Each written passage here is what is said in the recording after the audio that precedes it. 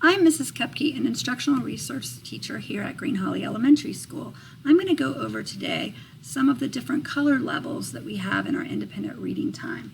You'll notice that there's stickers on the books your children are bringing home each evening.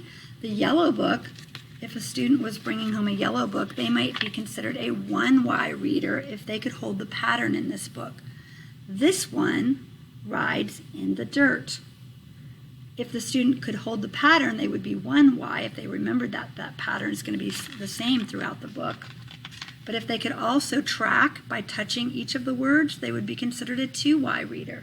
This one rides in the mud.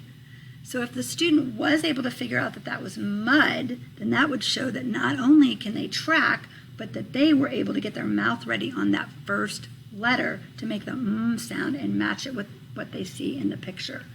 However, if they said this one rides in the dirt, and they did not say the sound, they're still a 2Y reader if they could touch each word and track and hold the pattern, but they would become a 3Y reader once they realized that they had to make a match with what the word started with. This one rides in the water. So if the student said water, they got their mouth ready with that w, and they matched it to that picture, then they would be a 3Y reader. A student who can independently do all of those things for Y, in order to become a 1G reader, they would have to have a minimum of at least 25 of what we call our 1G power words. Those are powerful words because we see them all the time in books, and students need to have those with automaticity to be able to recognize on sight. This particular book, you'll notice, has some prominent sight words there. This is a shark. All sharks have teeth. You'll notice that it's not a pattern anymore, but that it is still simple text with some of those basic high-frequency words that we see that we need children to be able to do independently on their own. At the 2G level, they would have mastered those 1G power words, and they would have moved on now to the next set of power words. A lot of these words in the 2G are also going to have some digraphs and blends. Digraphs are those two letters, like sh, sh, makes one sound, ch, ch, makes one sound.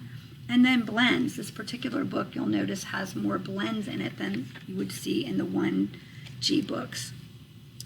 The baby lions sleep. So that's sl. Being able to take the first two letters and be able to match that with a picture to figure it out. The baby lions play, getting their mouth ready on those two letters. So 2G, we're increasing the number of power words that they would know. In 2G, they would need to have at least 25 of their 2G power words in order to be into the 2G, and we would have expected they mastered all of those 1G power words that are part of the 1G list. By 1B, students are learning to use the onset and the rhyme in words. So if I know a word such as cat, then I would also know flat, bat, all of the other words that have that at chunk in them. So in this one, but Tiger is not brave. He is scared of dogs. So you notice that this is increasingly more difficult because they would have to be able to figure out that word brave by getting that onset br and noticing that part A-V-E, that E, the silent E, makes that A say its name. So you can see that the 1 blue have a lot of one-syllable words, and a lot of the phonics that students are learning in foundations will help them be able to succeed with these 1 blue books. The 2 blue books now have more 2-syllable words. They're going to have a lot of words with those suffix endings. Bear rubbed his eyes and said, I'm so sleepy, I don't care. And you notice that Y suffix on the end, sleepy, 2 syllables. You will miss hot chocolate in steaming cups, said Moose. Notice that the ing on that one is a suffix ending that students would have to be able to read.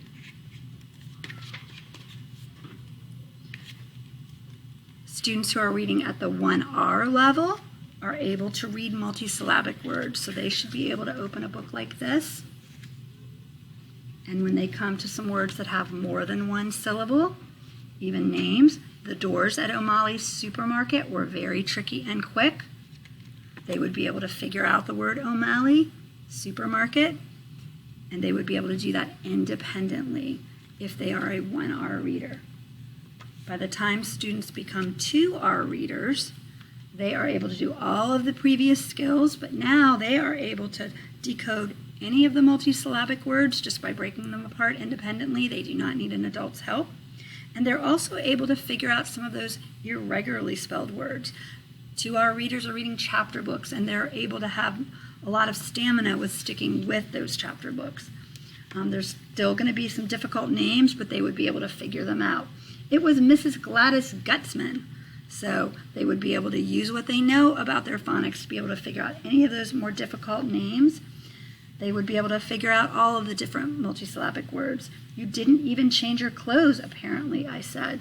So you can see that 2R, we're really making sure that we can figure out all of the multisyllabic words, and we're able to figure out even some of the irregularly spelled words.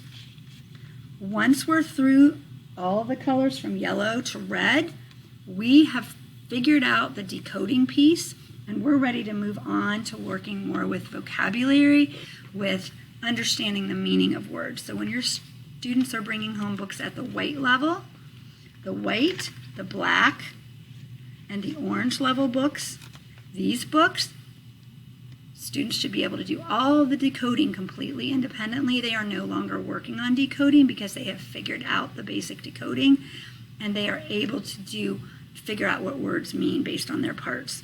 At this time, they are learning how to understand what words mean. So if they were reading in a white book, we would expect them to easily be able to figure out how to read all of the words, but now we're going to really add another component, and we're going to expect them to be able to figure out what any of the words mean in the book.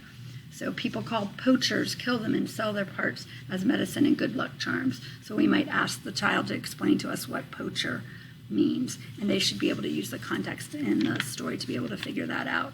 So vocabulary becomes the importance, and reading different genres, working on more of the comprehension skills, working on the Latin roots and affixes, Greek word parts, all of the things that we do as children move into the intermediate grades, they would be able to do with these books once they're at that level. I hope this helped you understand how the colors work in our independent reading books that students are reading. Please let your teachers or the instructional resource teachers know if you should have any other questions about the reading levels we're using at Green Holly. Thank you.